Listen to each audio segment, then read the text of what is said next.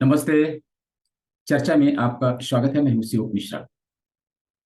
कर्नाटक विधानसभा के परिणाम आ गए हैं और जैसा कि एग्जिट पोल में और उसके पहले ओपिनियन पोल में बताया जा रहा था, भाजपा की हार हुई। और जितना बताया जा रहा था, हार उससे कहीं ज्यादा बड़ी हुई। और हम लोग भी भाजपा की जीतने की उम्मीद नहीं कर रहे थे, लेकिन इतनी बुरी तरह से हारने की उम्मीद भी नहीं थी। तो आखिर ऐसा क्या कारण था? भाजपा क्यों हार गई? भाजपा की हारने का सिर्फ एक कारण है, और वो है सबका विश्वास।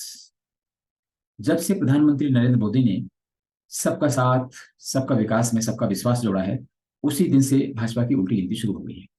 और ये जो सबका विश्वास की धुन है, उससे भाजपा को नुकसान तो होना ही है। और ये संकेत है, जितनी जल्दी भाजपा समझ जाए उतना अच्छा, वरना 2024 के चुनाव में भी इसी तरह के कर्नाटक चुनाव की तरह ही परिणाम आएंगे। लोग मोदी से खासे नाराज हैं। एक तो ये कि जो वादे उन्होंने किए, उन वादों से हटके उनको तो एकदम से छोड़ दिया और दूसरी राह पकड़ ली।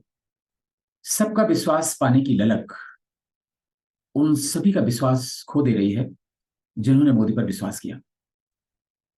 2014 में 30 सालों के बाद कोई पूर्ण बहुमत की सरकार आई थी।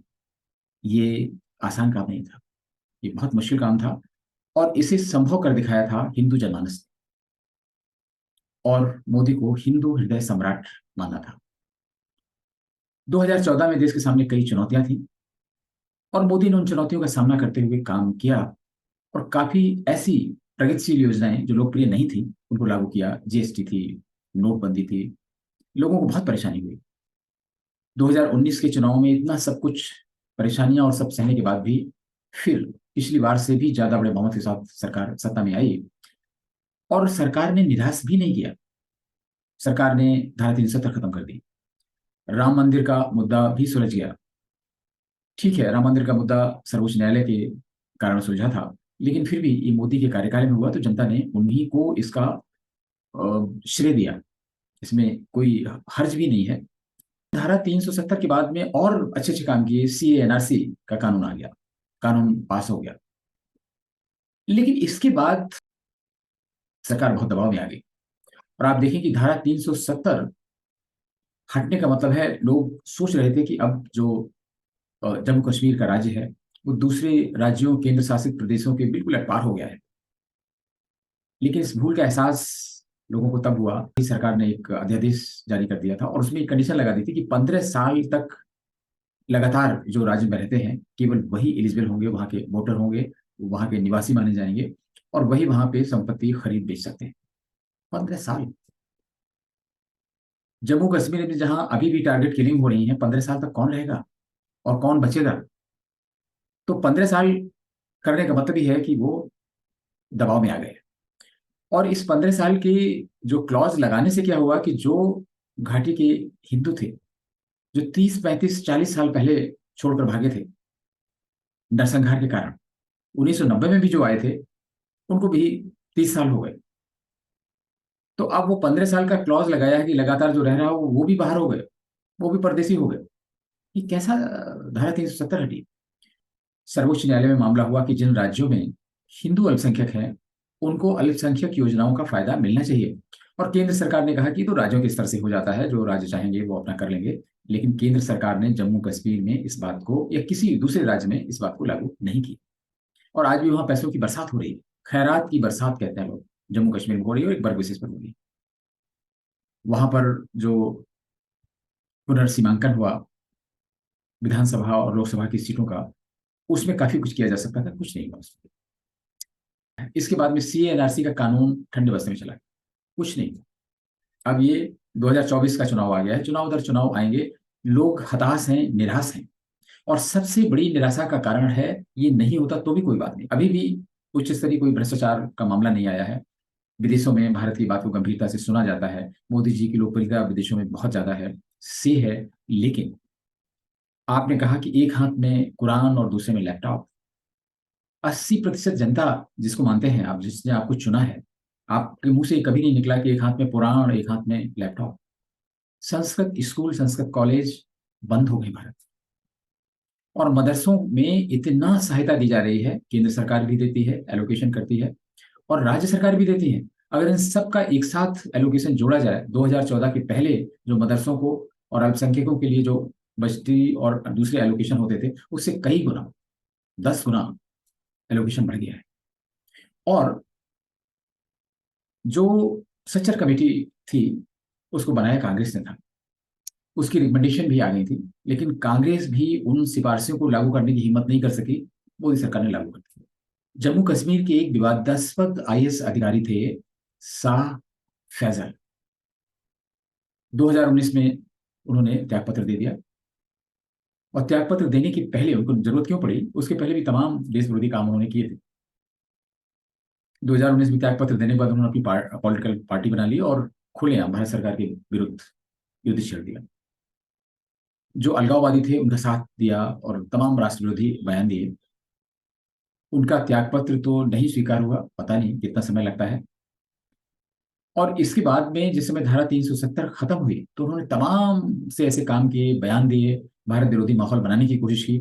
और ये सब करने के बाद में भी उन्होंने देश से भागने की कोशिश की, ताकि विदेशों में जाके भारत की स्थिति को खराब किया जा सके। और सरकार ने दिल्ली एयरपोर्ट से उनको पकड़ा, हिरासत में लिया और नजरबंद कर दिया। उस अधिकारी को 3.5 साल बाद बहुत मान मनोबल करके वापस ले लिया सेवा में। ये लोगों के दिल दुखाने वाली बात है। ऐसा सिर्फ एक वर्ग विशेष के लिए आप ट्रीटमेंट कर रहे हैं, ये क्या दर्शाता है? खैर, अच्छे काम भी हुए। 80 करोड़ लोगों को मुफ्त राशन दिया गया। कोरोना पीरियड में सरकार ने बहुत अच्छा काम किया, सब कुछ किया, और अर्थव्यवस्था की गति भी तेज हो रही है।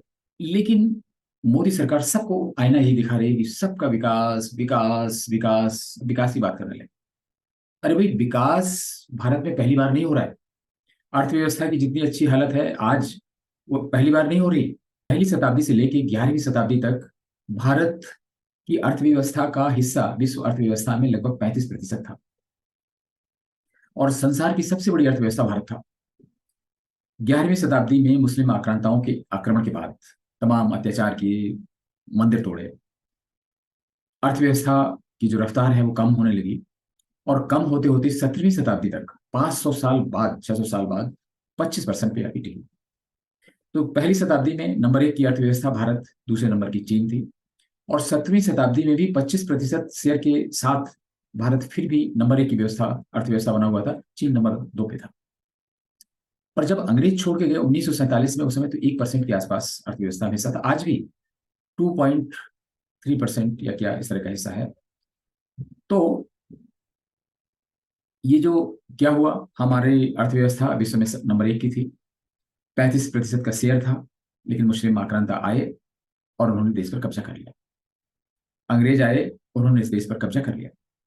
ऐसा क्यों हुआ? क्योंकि हमने अर्थव्यवस्था पे तो ध्यान बहुत दिया, सुरक्षा व्यवस्था पे ध्यान बिल्कुल नहीं दिया। ये अर्थव्यवस्था सुरक्षा व्यवस्था के साथ साथ कैसे टिकी रहे, कैसे स्थायी हो, इस पर कभी काम नहीं किया गया। तो अर्थव्यवस्था दीवार नहीं होती। अर्थव्यवस्था कभी भी किसी भी देश का सुरक्षा कवच नहीं बन सकती। और जिन देशों के पास सामरिक चीजें हैं, सुरक्षा व्यवस्था अच्छी है, उनकी अर्थव्यवस्था भले ही खराब हो, कम से कम उनकी संप्रभुता पे, एकता और अखंडता पे कभी कोई आंच नहीं आती।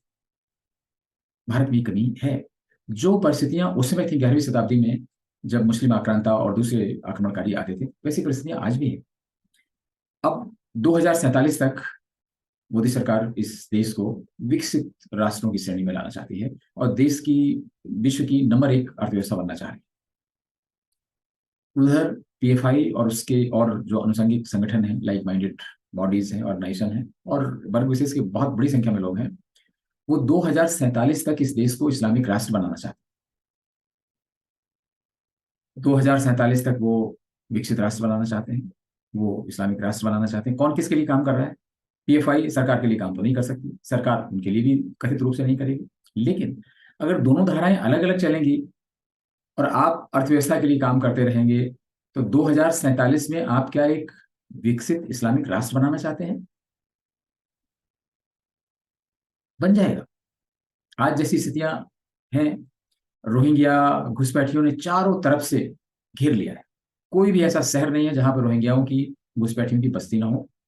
पहाड़ों पर, बद्रीनाथ केदारनाथ में वहां पे हैं, मजारों की बाढ़ आ गई। रोहिंग्या आते हैं कहीं से, घुसपैठी आते हैं कहीं से, बांग्लादेश सीमा से निकल के जम्मू पहुंच जाते हैं, तमिलनाडु पहुंच जाते हैं, कन्याकुमारी पहुंच जाते हैं, केरल में पहुंच जाते हैं, देश के कोने कोने में पहुंच जाते हैं, दिल्ली में डेरा डाल लेते हैं, जम्मू में डाल लेते हैं, और बद्रीनाथ केदारनाथ में पहुंच जाते हैं।